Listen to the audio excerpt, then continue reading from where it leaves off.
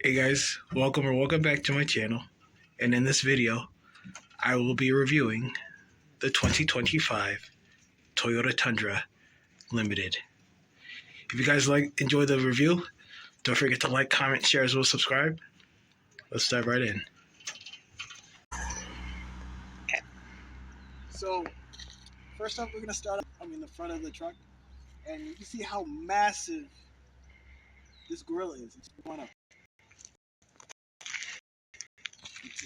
pretty big. Obviously, this is a rental. I just have it for a day. But if you come a little bit closer, you can see the front camera right underneath the front emblem, and obviously the name of the truck stamped in the grill as well. And this thing right here, this octagonal shaped thing, is a sensor for the cruise control. But let's open up the hood. I have it popped open. So this one has a twin turbo V6. I'm not exactly sure how many horsepower, how powerful this engine is. I'll probably text it in front of the screen for you guys to see. Which, I've been driving it for like a day. It rides pretty smooth. Next up, we'll talk about the wheels. These are pretty decent sized wheels and tires. On the capstone trim, the wheels are a little bit big, but these are pretty tame. So I appreciate that. As you can see, the on this, it's like a pearly white. It's really nice. My issue is, with white. You guys could probably relate to it a lot better. It's very easy to get white cars dirty. But let's move on to the side the side running boards. As you can see, the emblems, the Toyota emblems, are on both sides. I like these chrome door handles, which are pretty nice. What else? We got the limited badging, and take a look inside. The bed. I think it's a decent 5 feet. As you can see, it's with all the markings inside. So people have definitely put this truck to good use. What I would particularly use the truck for, I would probably just be, you know, normal, like around the town driving. I probably would move to the back of the truck. As you can see, Tundra name is stamped in the back. Then you got Toyota in the door handle. I think I got the key fob in the truck, in the cabin. So let me see if it'll still open. It did. So I think that's pretty cool. My only downside is it doesn't allow you to close it with the key fob. So you mainly have to close it back by hand. Which is, I know I'm nitpicking, but I know other trucks, like the Ford F-150 or like a Dodge Ram. I think those trucks, you're able to use the key fob to open and close it electronically.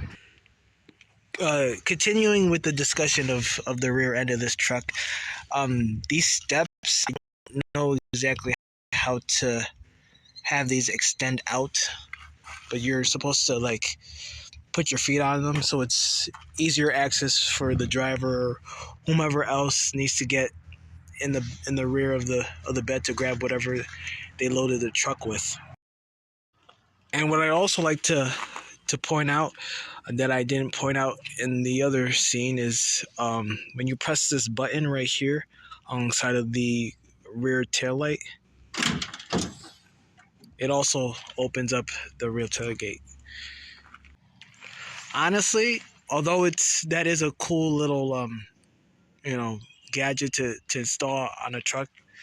Honestly, it would make a lot more sense to have that button to press to close the tailgate rather than to open it. You know, it just, to me, it's a little bit of overkill. As you can see here, uh, there's a power outlet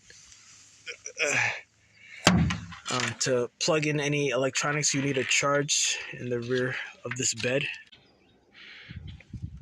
And as you can see here, there's the two cameras um, in this light bar thing. This is pretty common among trucks to have this light here, but it's cool nonetheless. And obviously, you have the camera. I mean, not the camera. You have this antenna fin that's colored black to contrast with the paint, which is a pretty nice touch. So that would move it to the inside of this truck, the rear passenger side to be specific. As you can see, there's some pretty decent sized space. I'm pretty short. I'm like 5'7", but I'm pretty sure like if I wanted one of my friends or a few of my friends that were like 6 feet and above, they would be pretty comfortable. Granted, their head would probably rub against the roof a little bit, but honestly, it's still doable. Um, like you could literally have this seat pulled all the way back, and I'd still be comfortable. I actually have my luggage back here. Um, you don't need to comment on this.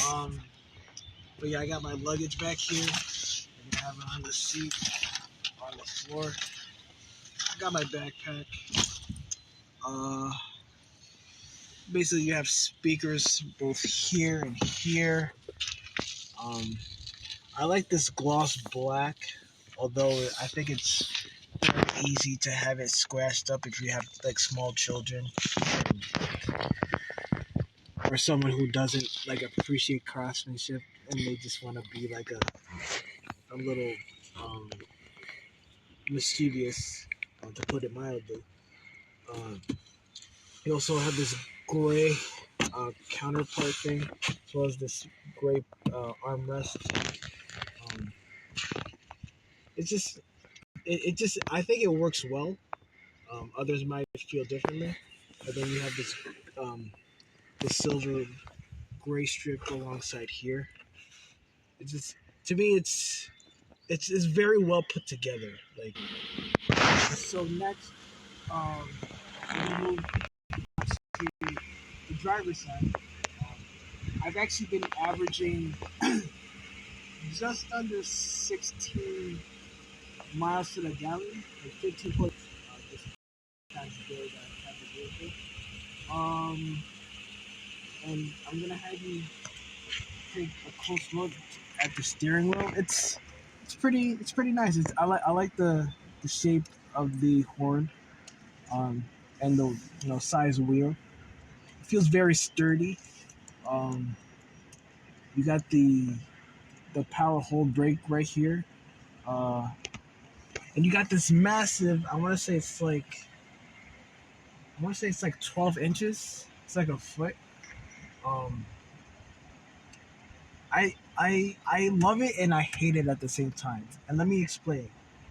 Granted, like having a big screen to see like the map of like where you're going is nice, but I just don't like the fact that it stretches past the dashboard. It just, to me, I feel like they're doing too much. Um, so the manufacturers at Toyota, I think you should, for next time, for the next generation of Tundras that you end up, producing, make the screen just a little bit small. We're gonna talk a little bit further about the interior. You can see all the buttons here underneath the screen. So this is for the climate control. I like the heated and cooled seats for both the driver and the passenger. I really appreciate that. In my Camry, it's a 2010 Camry that I have. I only have heated seats, so this could definitely prove useful when the seasons change. You got the push button ignition. You can see the speedometer. I appreciate the fact that it's digital in the middle, but as far as on the sides, they kept it conventional. I don't need a gigantic electronic screen in front of me.